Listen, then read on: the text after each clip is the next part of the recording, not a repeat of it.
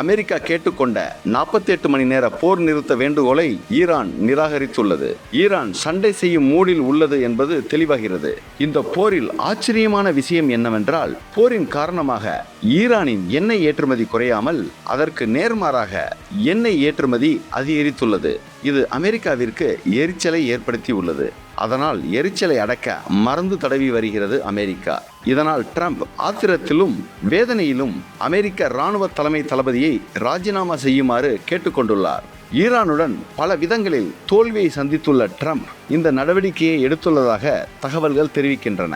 இந்த தோல்வியின் பழியை தான் சுமக்காமல் இராணுவ தலைமை தளபதியின் மேல் சுமத்தும் விதமாக இதை செய்துள்ளார். இதற்கிடையில் அமெரிக்க அதிபர் டொனால்ட் ட்ரம்ப் பாதுகாப்பு துறைக்காக $1.5 டிரில்லியன் செலவிட திட்டமிட்டுள்ளார். இவ்வளவு செலவு செய்தால்தான் அமெரிக்க இராணுவத்தை மறுசீரமைக்க முடியும் என்ற நிலைக்கு தள்ளப்பட்டுள்ளது அமெரிக்க இராணுவத்துறை.